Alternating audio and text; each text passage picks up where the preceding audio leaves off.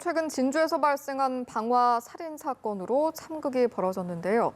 불과 2주일 전에 안 씨의 가족들이 안 씨를 정신병원에 입원시키려고 했지만 거부당한 것으로 알려지고 있습니다.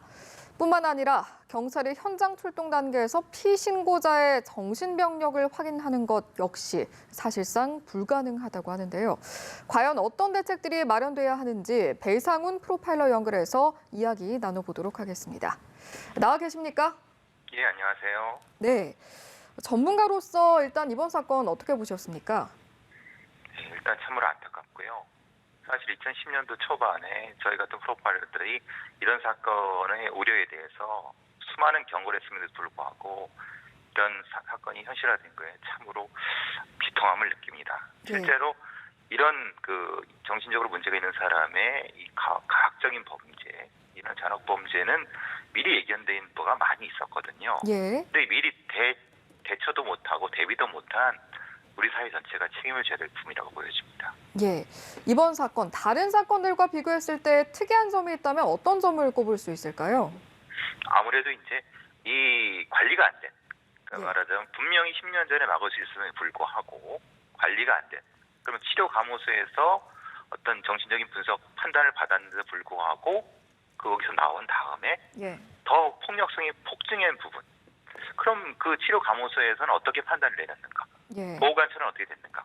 이런 부분에 대한 것이 기록에 남아있을 겁니다. 그 부분이 예. 좀 특이합니다. 다른 경우는 기록이 안 남아있거든요. 예. 그런 부분에 대한 확인이 필요할 것 같습니다. 예. 좀 더 들어가서 이제 하나씩 또 여쭤보도록 하겠습니다. 사건이 발생하기 불과 2주일 전에 안 씨의 가족들이 안 씨를 정신병원에 입원을 시키려고 했는데 거부를 당했단 말이죠. 자세한 이유가 무엇이었나요? 이게 이제 이런 보호라는 게 흔히 말하는 보호 의무자에 의한 입원이나 자의 입원, 동의 입원 같은 이런 형태가 돼 있는데 예. 분명한 거는 이 병원 시설 같은 데서 일종의 겁을 내는 겁니다. 나중에 이것을 동의했을 경우 소송이라든가 아니면은 만약에 어떤 비용적인 측면에서도 예. 이걸 본인들이 부담할 수가 없는 부분들. 그러니까 다양한 부분에서 분명히 절차는 존재합니다. 그런데 예. 그 절차를 진행시키기 위해서 그 병원에서 진행을 안 시킨 거죠. 예. 사실 그 부분이 가장 큰 문제입니다. 그 병원도 그렇지만 들어보니까 또 다른 기관에도 이제 안 씨의 가족들이 도움을 요청했지만 실패했다고 하거든요. 이런 경우에는 그럼 어떻게 해야 되는 건지. 그 방법이 없는 겁니다. 왜냐하면 방법이 없는 건가요? 경찰, 검찰 아니면은 또 어떤 병원, 지자체에 이런 것들을 요청을 했는데 예. 자기네들은 명확하게 이런 정신적인 어떤 문제 때문에 발생한 어떤 범죄의 이 영역이 예. 어디 하나 딱 정해진 게 없는 겁니다. 이게 중간 영역입니다. 현재로서 예, 그렇기 때문에 자기들이 아니라고 폭탄 돌리기를 한 거죠, 말하자면. 예. 그러니까 지금 상태가 그런 상태입니다. 제도적으로 이게 이렇게 돌려도 누구 하나 책임을 질 수 없는 시스템인 겁니다. 예. 그렇다면 또 한 가지 짚어봐야 할 점이요. 경찰이 현장에 출동해서 피신고자의 정신병력을 확인하는 게 불가능하다는 점, 이 부분도 저는 참 충격적이었는데 여기에 대해서도 좀 짚어주실까요? 경찰이 이런 부분을 신고받고 출동했을 때 확인하는 게 킥스라는 시스템인데요. 예. 그건 수사 시스템, 치안 시스템이고요. 예. 정신병력은 국민건강보험법에 규정돼 있고요. 예. 그건 의료법과 관련된 부분입니다. 그러니까 의료법과 국민건강보험법에 관련된 데이터가 이 수사 관련된 게 넘어올 수가 없습니다. 지금 법상으로. 의료법 21조라든가 국민건강보험법이라든가 예. 그리고 지금 경찰이 가지고 있는 킥스 시스템으로 넘어오게 되면 그걸 처벌을 받습니다.